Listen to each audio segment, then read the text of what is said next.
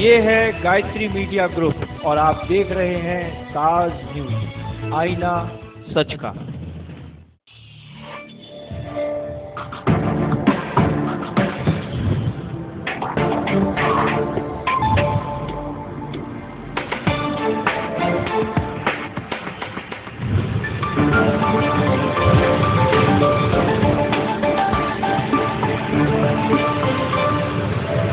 नमस्कार, ताज न्यूज के इस बुलेटिन में स्वागत है आपका। मैं हूं मीनू सिंह और आइए खबरों की शुरुआत करते हैं सुर्खियों के साथ।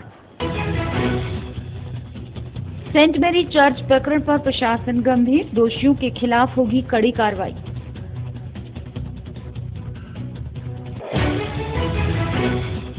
पूर्व प्रधानमंत्री के जन्मदिन पर होगा सार्वजनिक अवकाश, प्रदेश सरकार की घोषणा, यही है सच्ची श्रद्धांजलि।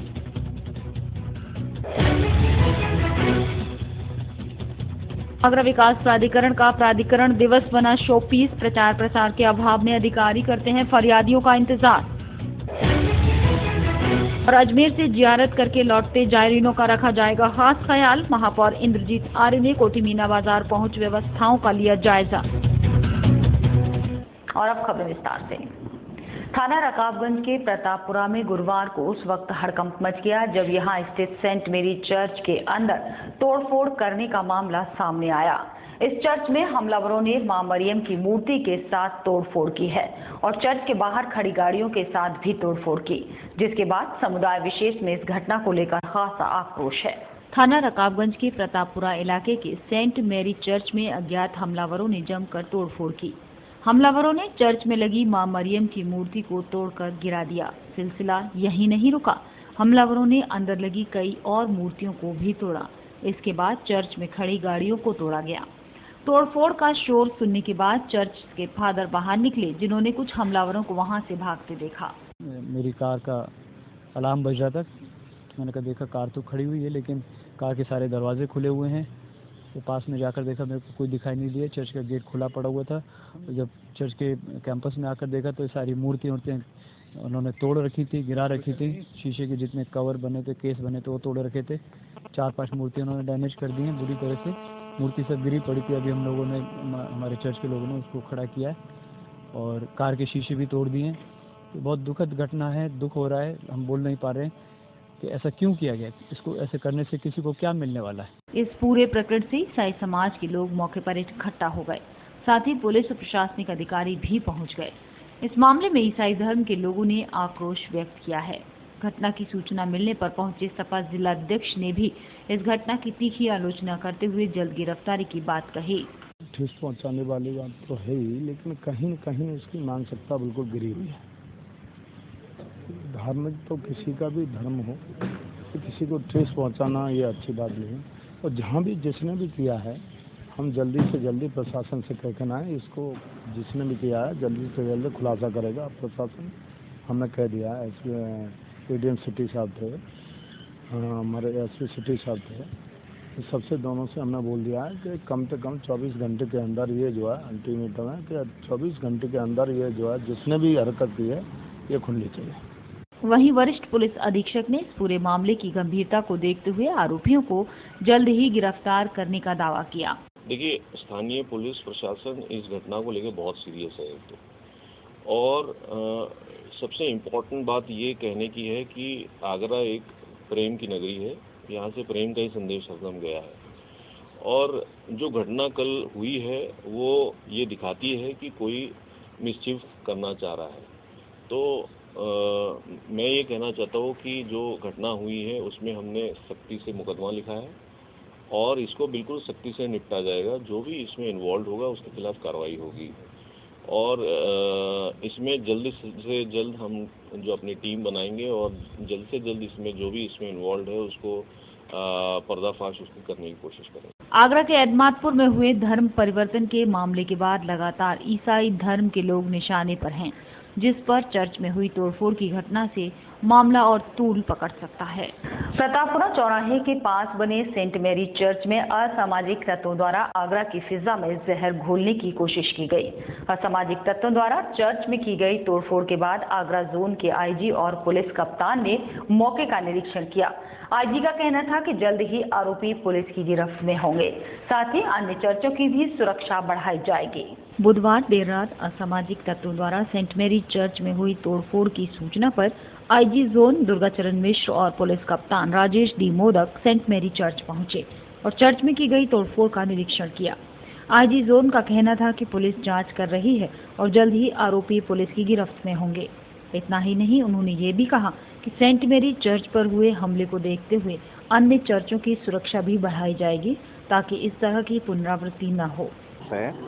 चर्च के बाहर का इलाका है और रात में यहाँ एक फादर की 25 साल यहाँ पे सर्विस करते हुए हो गया था, तो उसकी पार्टी थी और 2 स्टेच्यूज को डैमेज किया गया है और हम लोगों ने देखा है यहाँ पे और we will take care of it. और इसमें कोई भी शरारत और मिसचीफ जो भी आएगी विवेचना में उस पर सख्ती की जाएगी।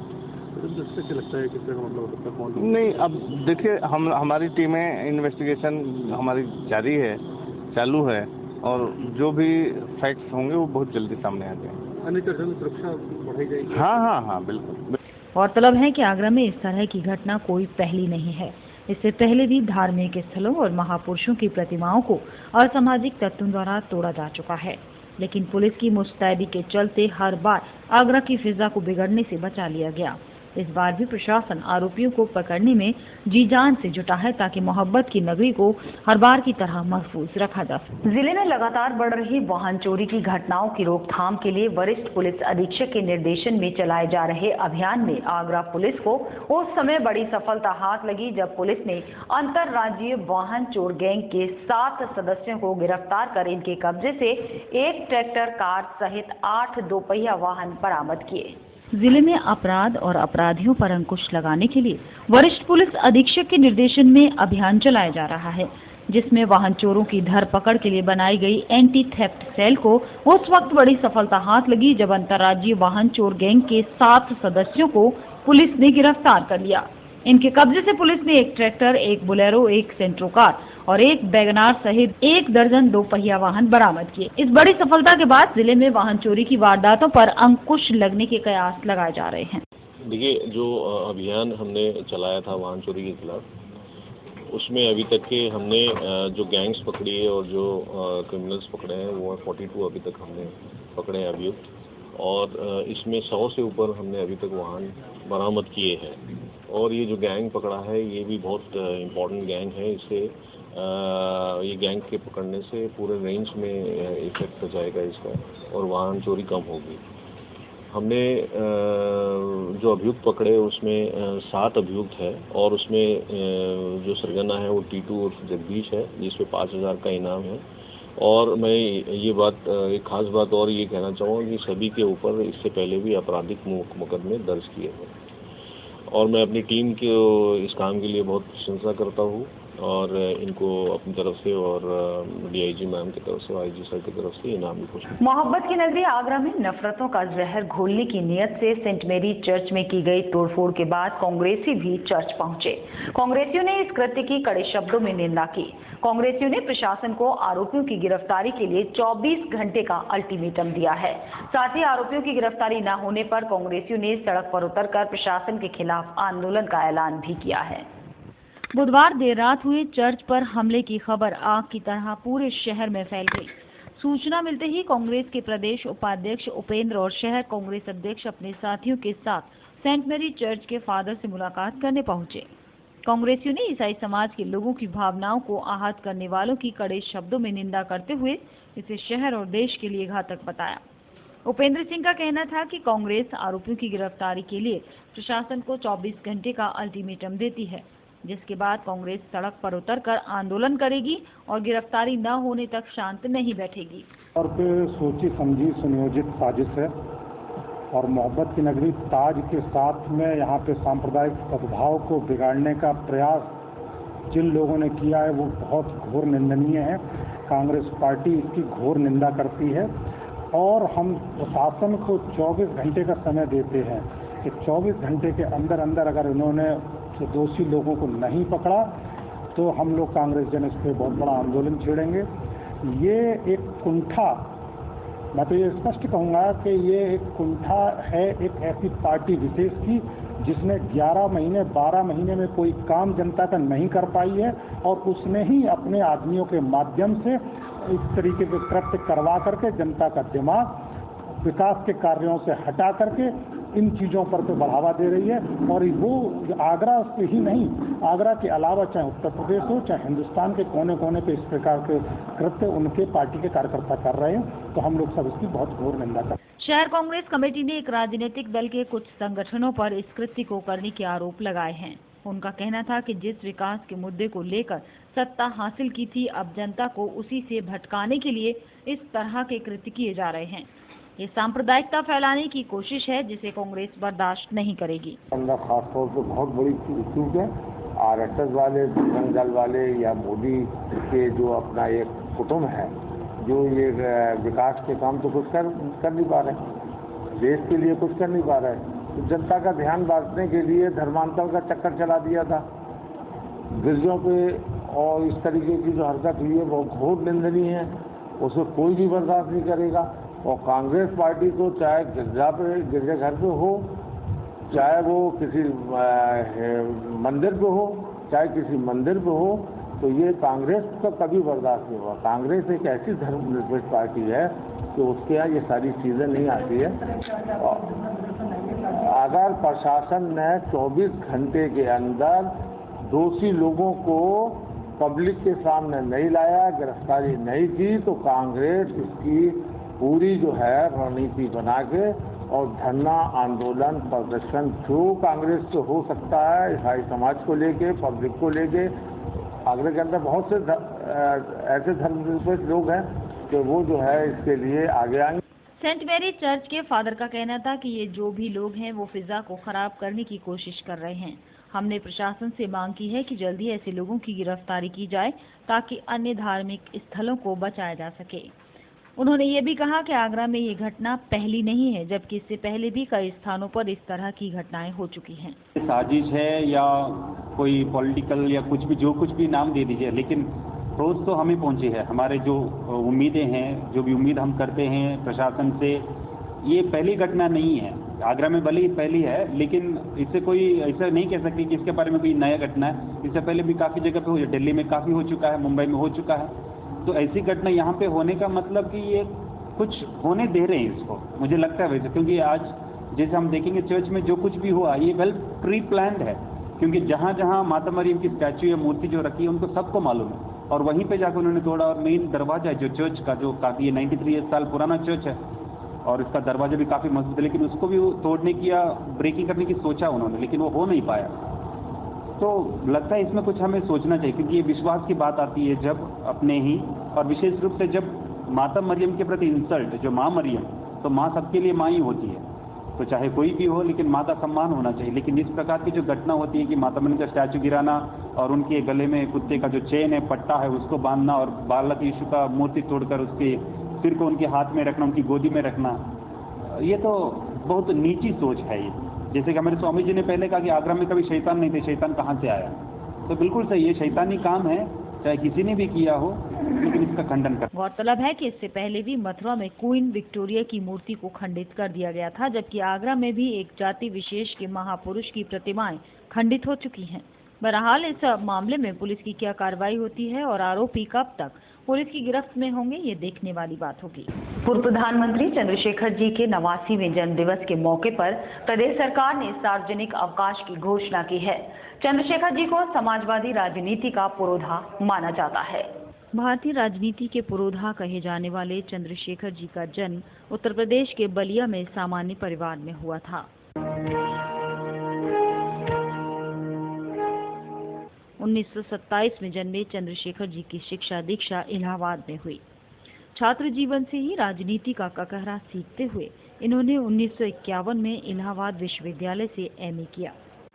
रटने की चीज़ हो जाती है, उसमें बुद्धि लगाने की, अकल लगाने की ज़्यादा ज़रूरत नहीं होती है।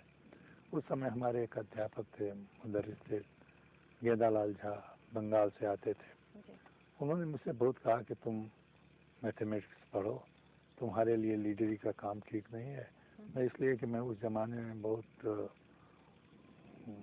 तेज़ी के साथ तालिब इल्मों के बीच में सियासत करने लगा था, लेकिन मैंने 6 माह के बाद उसको छोड़ करके सिविक्स ले लिया।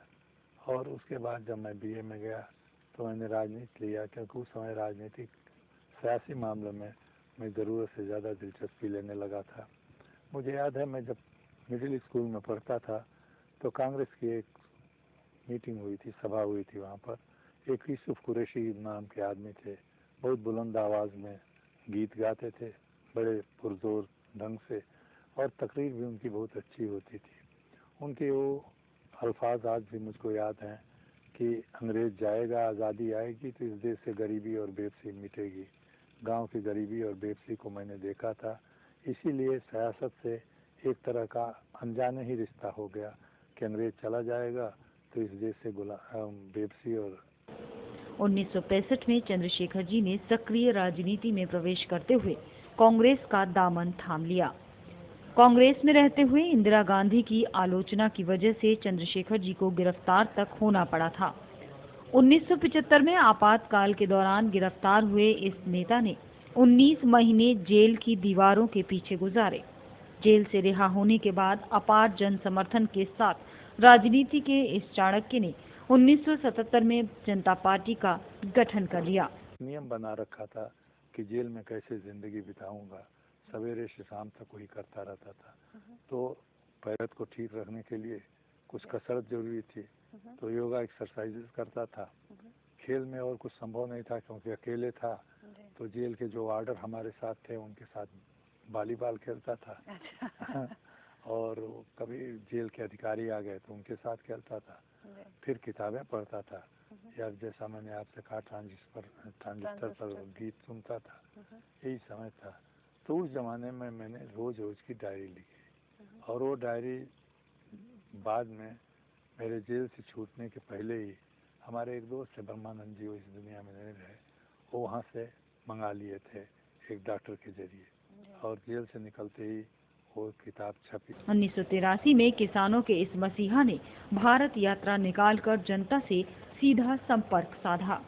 सन 1990 में वीपी सिंह के इस्तीफे के बाद देश के प्रधानमंत्री के रूप में चंद्रशेखर ने कमान संभाली। VP Singh had no mind in implementing what was recommended in Mandal Commission. VP Singh only wanted to use it as a political instrument to beat Devila. Gowda is a well-meaning person, but in my opinion, what he says is not expected of him. He may be a very poor farmer, but a Prime Minister of this country is not at liberty to go on repeating this time and again. He might have been poor, but a person who represents the nation, in whose hands is the future of 100 crores people, who has got all the enormous resources, political, economic, and natural of this country, has no reason to call himself to be a poor. This type of slogan to evoke sympathy of the people is not becoming of a prime minister. Chandrashekhar जब औरों की सन 1951 की राजनीतिक भूचाल में राजीव गांधी ने समर्थन वापस ले लिया। पीएम पद की लालसा त्याग कर चंद्रशेखर जी ने पद से इस्तीफा दे दिया। 70 वर्ष की आयु में राजनीति से वनवास लेते हुए इन्होंने हरियाणा के भोटसी की ओर से रुख किया। पूर्व प्रधानमंत्री चंद्रशेखर जी को समाजवाद का जनक कहा जाता है।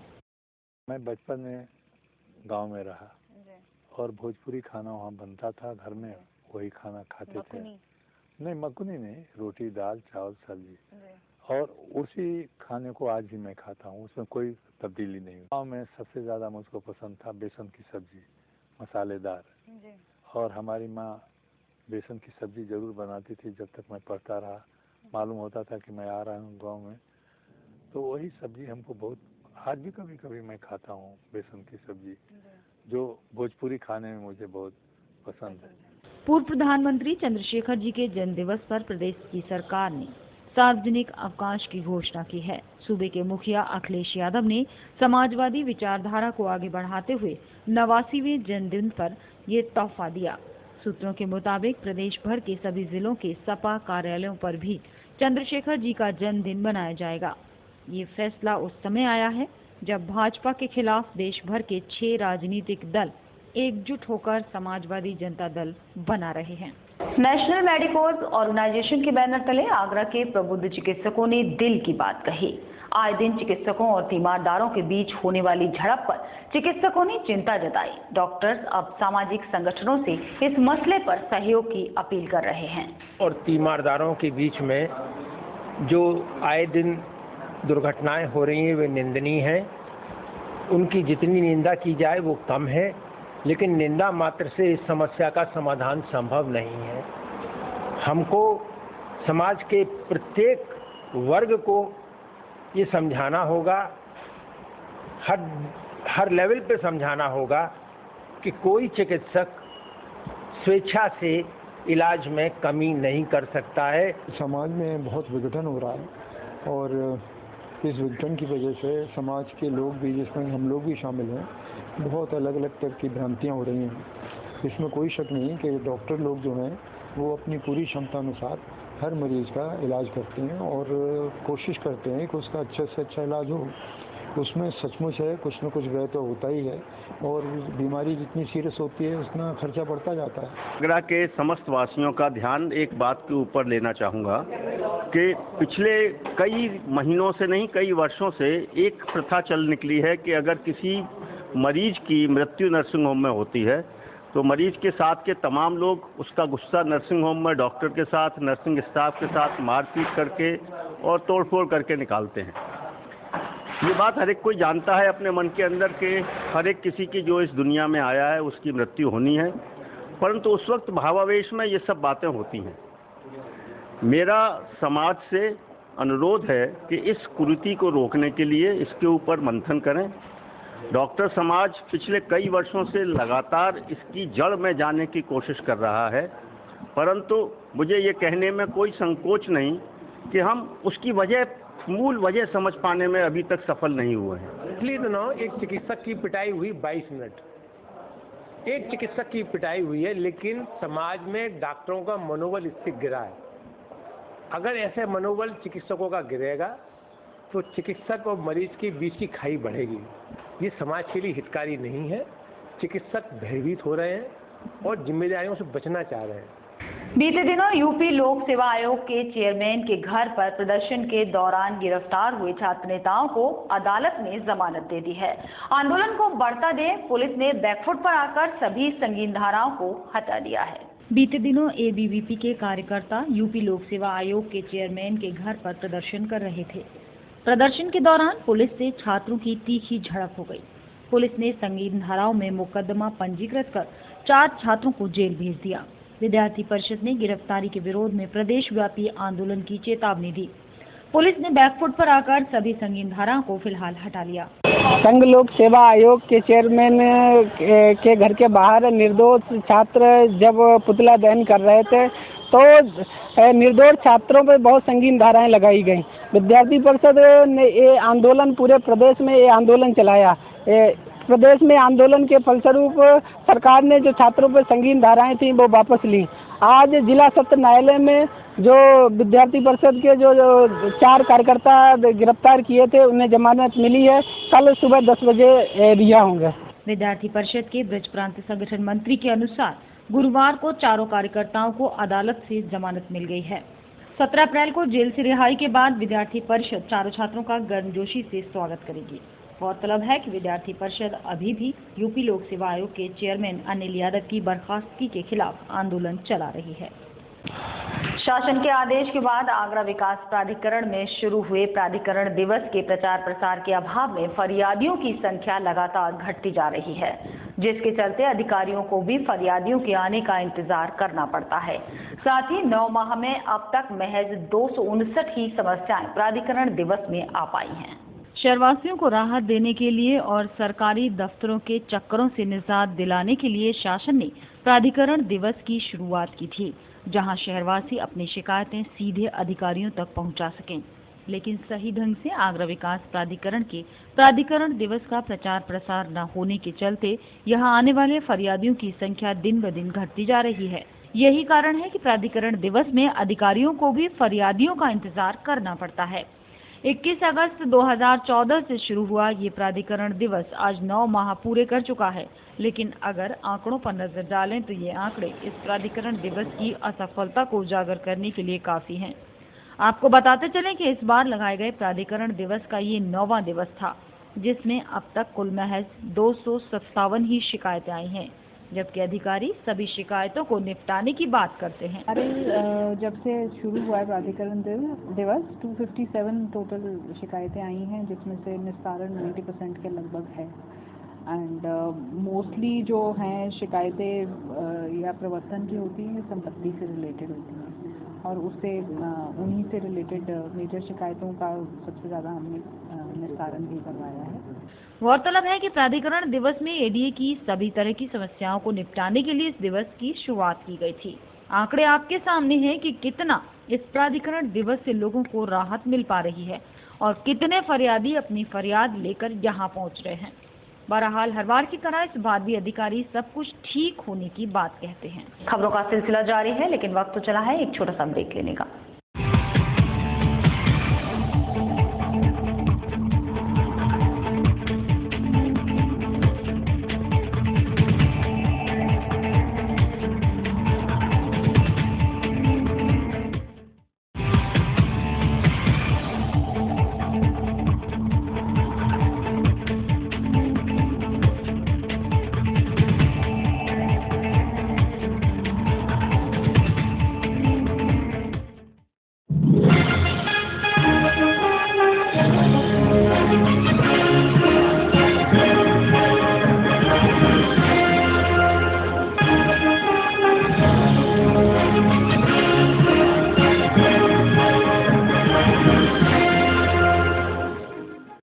कृपया ध्यान दें, नौकरी ढूंढोगे तो उम्र गुजर जाएगी।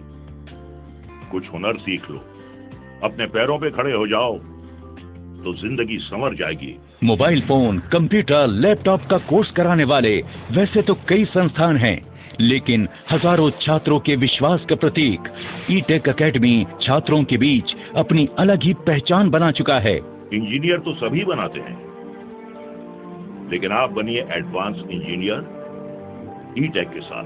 जी हाँ, भारी छूट का प्रलोभन या झूठे वादों का आश्वासन अपनाओगे तो जिंदगी भर पछताओगे, क्योंकि सफलता तभी मिलती है जब फैसला सही हो।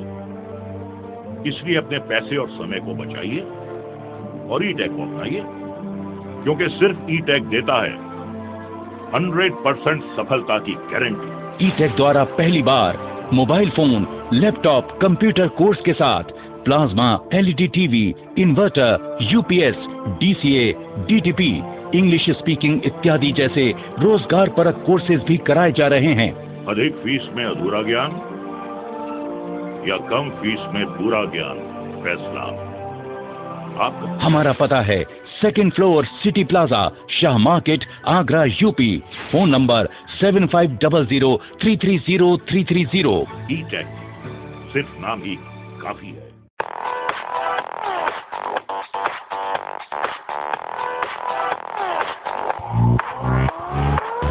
Shri Balaji jewellers, gold, silver और डायमंड ज्वेलरी मिलने का विश्वसनीय स्थान। हमारे यहाँ आपको gold, hallmark certificate gold jewellery नए कलेक्शन के साथ उपलब्ध मिलेगी। संपर्क करें Shri Balaji jewellers, Fortune tower near Kargil petrol pump, Agra. Phone number 9719333563 और 9759333992। श्री बालाजी ज्वेलरी, दुल्हन की jewellery, AD jewellery, artificial bangles, chain व सभी प्रकार के सेट यहाँ पर उपलब्ध है, तो तुरंत संपर्क करें। 21 सुपर बाजार, कारगिल पेट्रोल पंप के पीछे, आगरा। फोन नंबर 9358464218 और 8865911110। Give your child the best start in life with the International School Agra's unique blend of academics, experiential learning, life skills, spoken English and human values. The school is professionally managed by Bangalore-based Stratagem EduServe, India's leading education partner, and also offers America's leading sports program from Kuhu Sports. Admissions open from KGI to grade 6. Campus located at Fatehabad Road.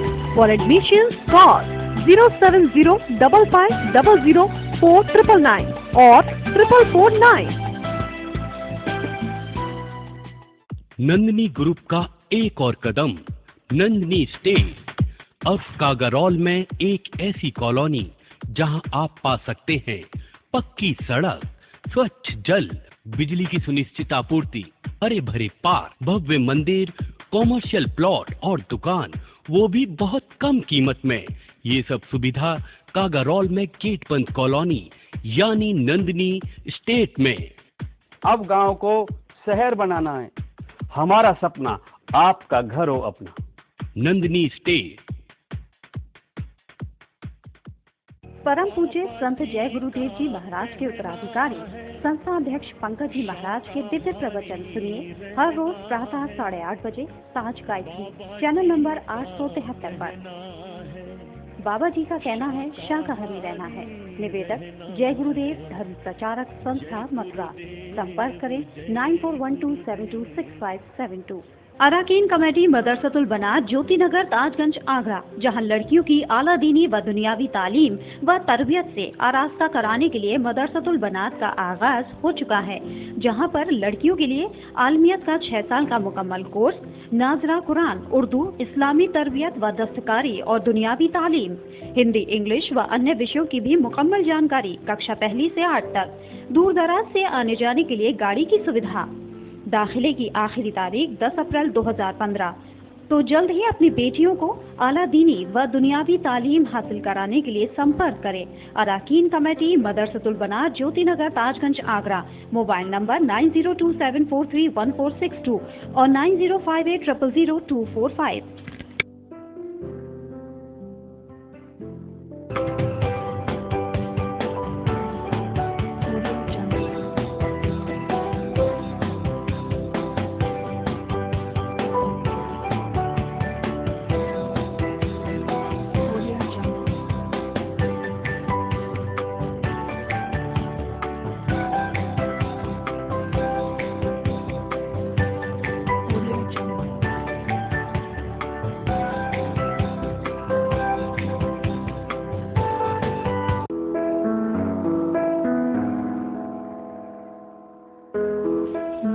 Doctor बनना चाहती हूँ। मेरा सपना है कि मैं देश की सेवा करूं। मैं बेस्ट सिंगर का अवार्ड जीतना चाहती हूँ। तो आप अपने बच्चे को क्या बनाना चाहते हैं? अपने बच्चों के बेहतर भविष्य के लिए आइए सेंट एसपी इंटरनेशनल एकेडमी, जहां आपके बच्चों को लाने ले जाने के लिए बस सुविधा, आधुनिक लाइब्रेरी, आधुनिक कंप्यूटर से सुसज्जित कंप्यूटर लैब, प्रैक्टिकल लैब, बच्चों के खेलने के लिए प्लेग्राउंड व खेल खिलौनों की उचित व्यवस्था। Admission open from class nursery to 7th। संपर्क करें गांव Khander, Tikatpura, Fatehabad, Bahar road, Fatehabad, Agra. Contact number 9756607507।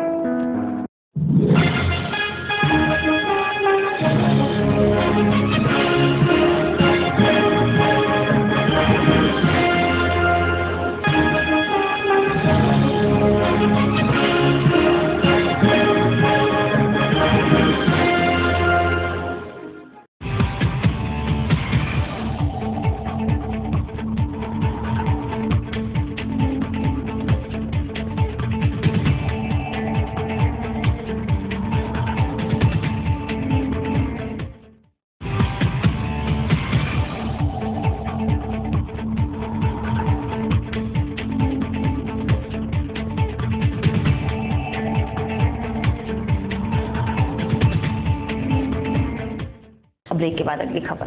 अन्नदाताओं के संकट की घड़ी में राजनीतिक दल के नेता हर रोज नए बयान देकर बवाल मचाने से बाज नहीं आ रहे। कभी मोदी के दूत उसी क्षेत्र में आकर मुआवजे का मुआयना करते हैं, तो कभी उसी पार्टी के नेता फिर से महापंचायत का ऐलान कर देते हैं। शायद विधानसभा चुनाव को देखते हुए राजनीतिक दलों को किसानों की मौत की आग पर अपनी रोटियां सेकने का एक अच्छा मौका मिल गया है।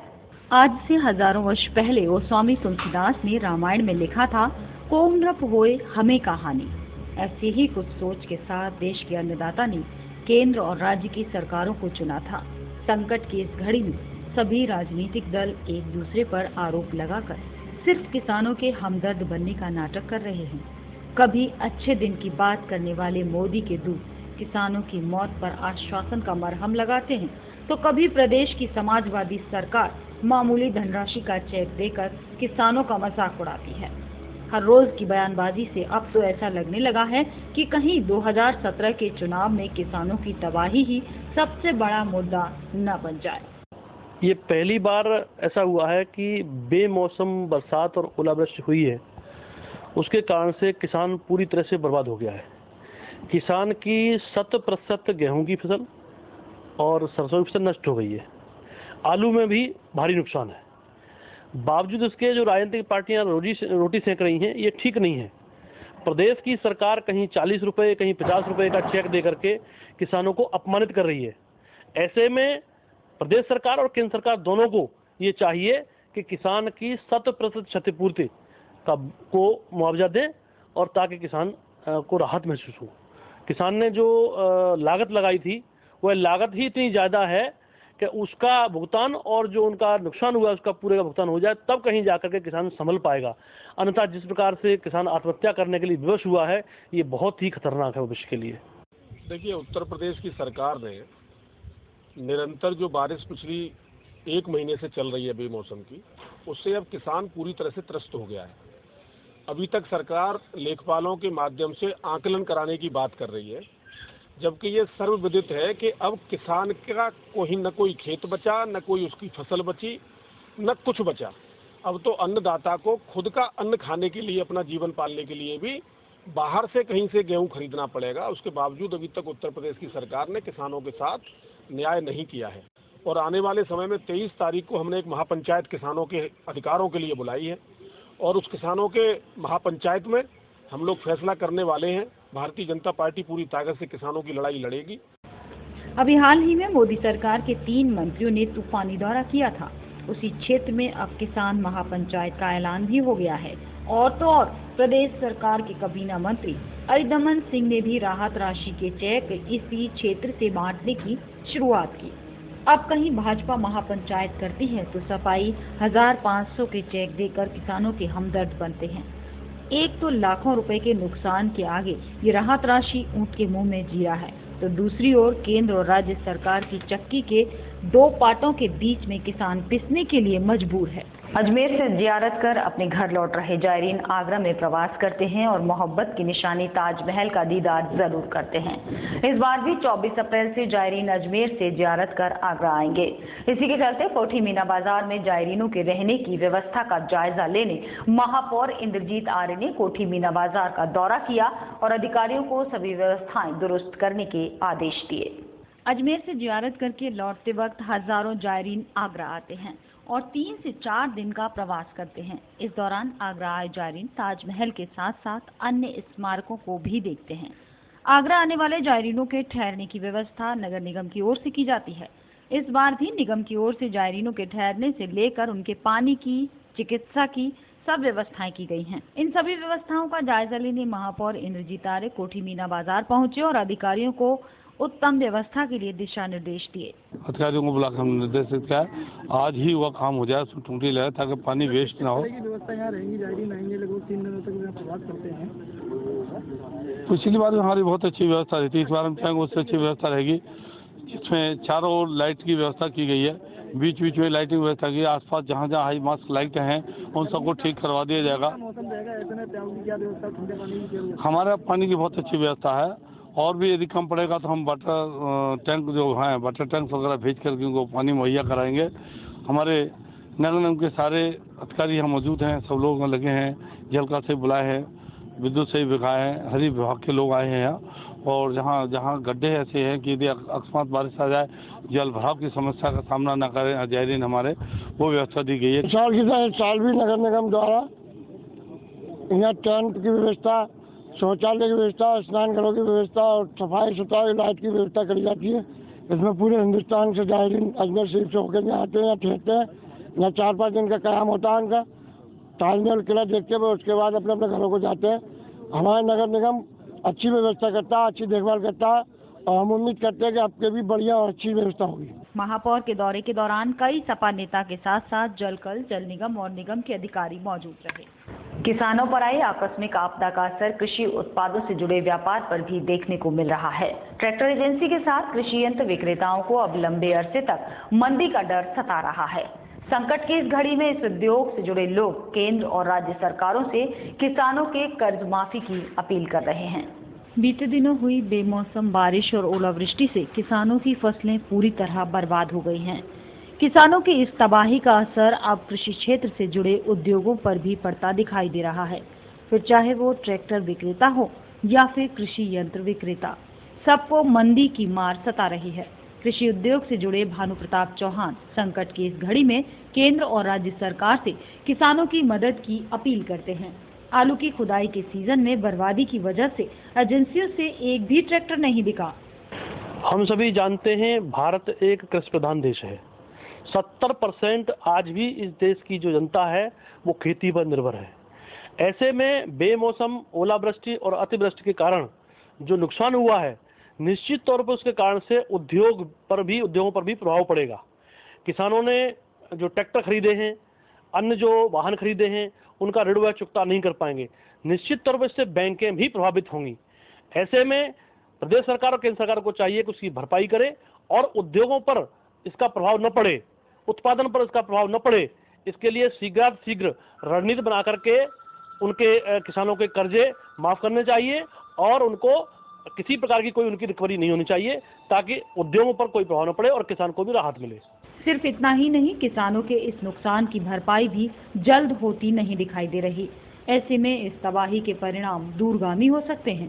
संकट की इस घड़ी में सबसे ज्यादा मुश्किल उन किसानों की है जिन्होंने हाल ही में बैंकों से कर्ज लेकर कृषि यंत्र खरीदे।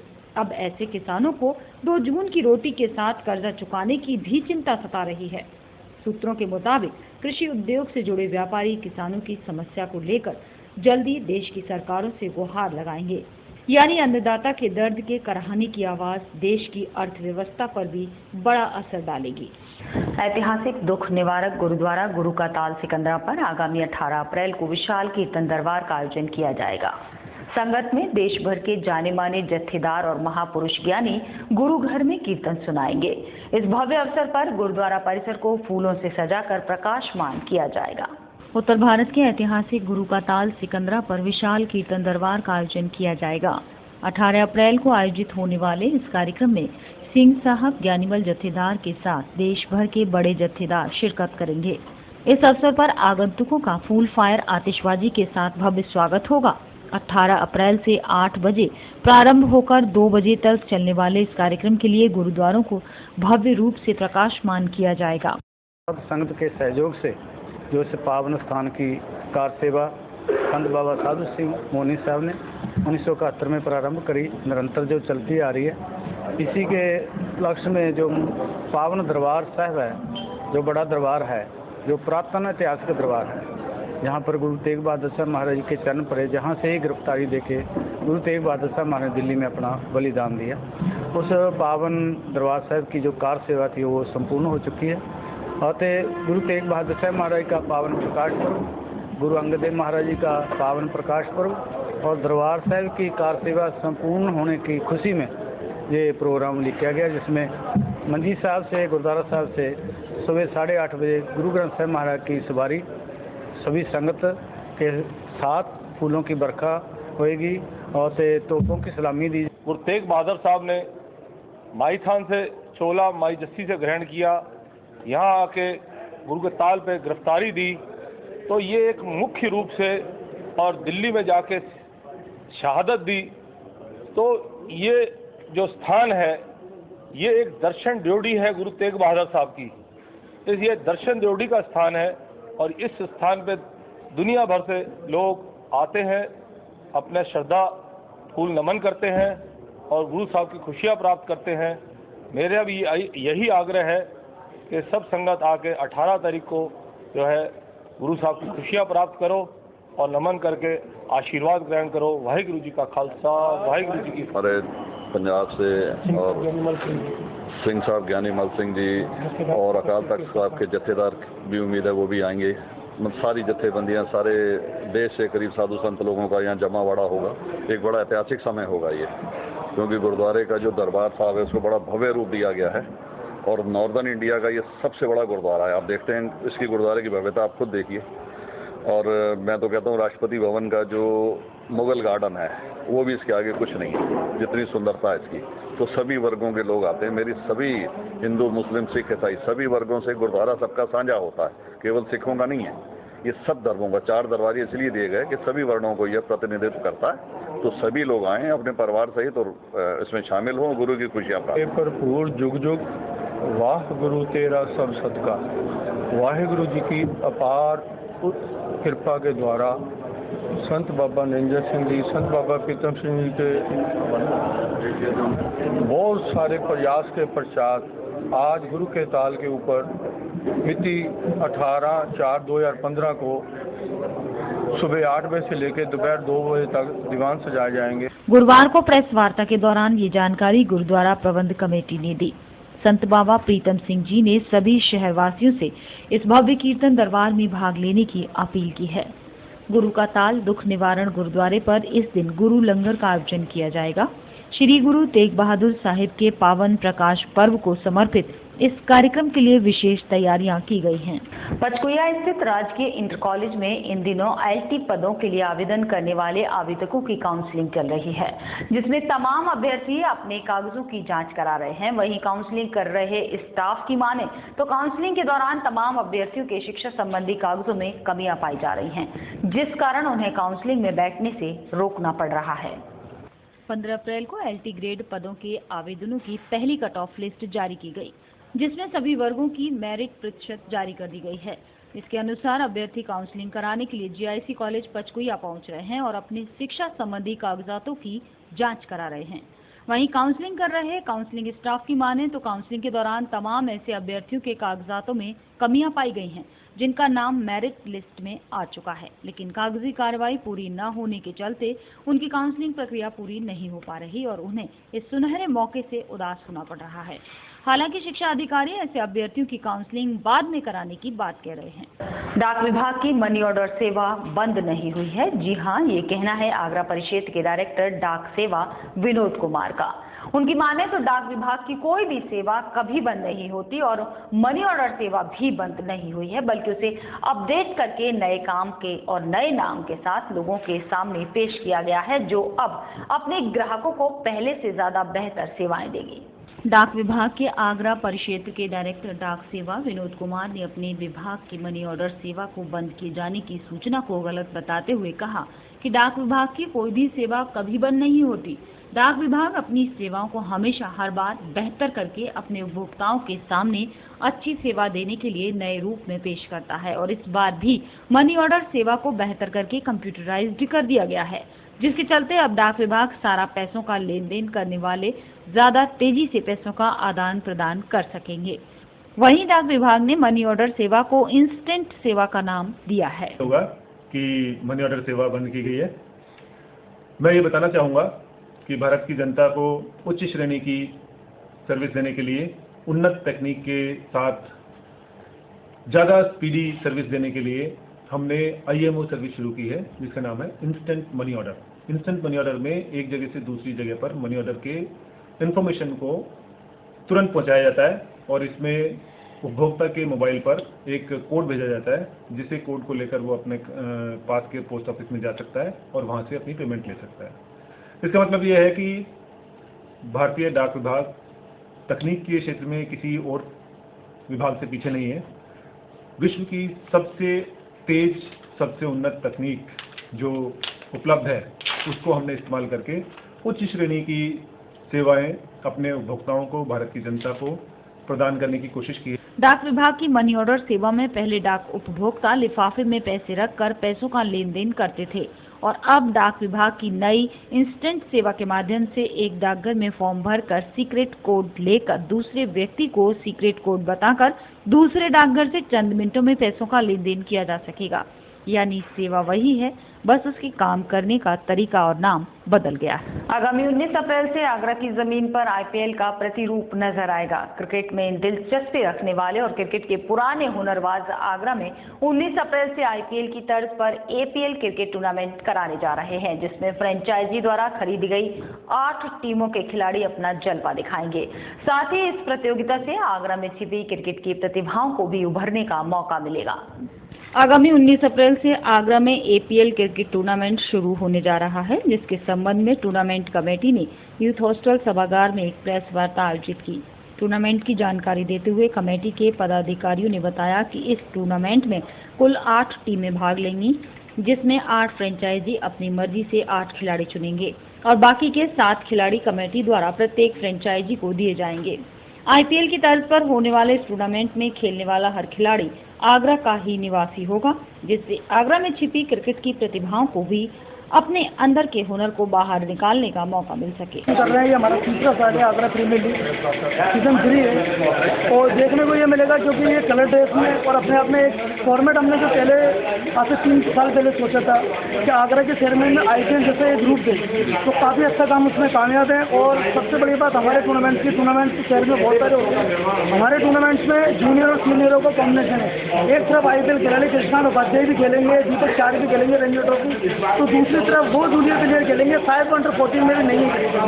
तो एक मकसद हमारी पूरे आयोजन कमेटी का सक्सेस होता हुआ कि हम जूनियर और सीनियर खिलाड़ी दें और एक प्लेटफॉर्म दें अच्छा क्रिकेट अपने। आगरा प्रीमियर लीग हो रही है, बिल्कुल आईपीएल की तर्ज पर हो रही है।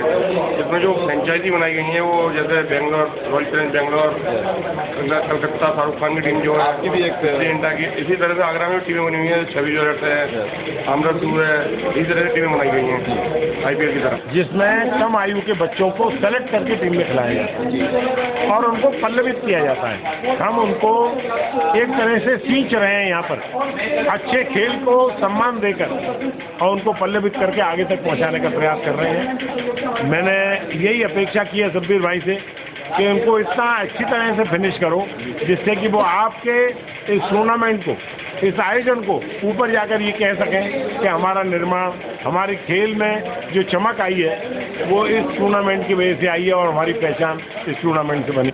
सदर बाजार नौलखा स्थित साईं मंदिर पर मंदिर निर्माण समिति ने मंदिर में मूर्ति स्थापना का 7वां स्थापना दिवस मनाया। इस मौके पर मंदिर परिसर पर विशाल भंडारे का आयोजन किया गया, जिसमें सैकड़ों भक्तों ने प्रसाद ग्रहण किया। मंदिर समिति ने बताया कि शाम को मंदिर में साईं बाबा की महाआरती होगी, जिसमें सैकड़ों साईं भक्त शामिल होंगे। गुरुवार को सदर बाजार नौलखा पर श्री साईनाथ सेवा समिति ने साईं मंदिर स्थापित साईं मूर्ति का 7वां स्थापना दिवस मनाया। इस मौके पर समिति ने मंदिर पर भव्य फूल बंगले और साईं भक्तों के लिए भंडारे का आयोजन किया, जिसमें सैकड़ों भक्तों ने साईं प्रसाद प्राप्त किया। स्थापना दिवस के अवसर पर भाजपा के पूर्व महानगर अध्यक्ष प्रमोद गुप्ता ने मंदिर में पूजा की और सभी को इस अवसर पर बधाई दी। नौलखा में आज साईं भगवान का 7वां स्थापना दिवस है और ये साईनाथ सेवा समिति नौलखा में जो साईनाथ जी का जो मंदिर है वो बड़ा दिव्य भव्य और हजारों भक्त इससे जुड़े हुए हैं और यहाँ पर लगातार अनेक वर्षों से विभिन्न प्रकार के आयोजन होते हैं और इसी मंदिर से जो प्रतिभाशाली बच्चे होते हैं उनको पुरस्कार करके उनको पुरस्कार देकर उनको प्रोत्साहन भी किया जाता है। आज इस 7वें स्थापना दिवस के अवसर पर आज विशाल भंडारे का आयोजन किया गया है और इस समिति के जो अध्यक्ष हैं, इसके सचिव हैं, इनकी पूरी कमेटी है, उन्होंने मुझे उद्घाटन करने का अवसर प्रदान किया है। इसके लिए मैं आभारी हूँ और साईनाथ भगवान जी से प्रार्थना करता हूँ सभी भक्तों का जन कल्याण करे, सबको तरक्की दे रहे और सबको विकास में अपने 7वां मूर्ति स्थापना दिवस मनाया जा रहा है, जिसमें विशाल भंडारा, फूल बंगला, आतिशबाजी इस तरफ का भव्य आयोजन किया गया। प्रमोद गुप्ता जी आज हमारे साथ हैं। और इसी के साथ फिलहाल बुलेटिन में सिर्फ इतना ही। अगले बुलेटिन में नई खबरों के साथ आपसे फिर होगी मुलाकात। जुड़े रहिए ताज न्यूज के साथ। नमस्कार।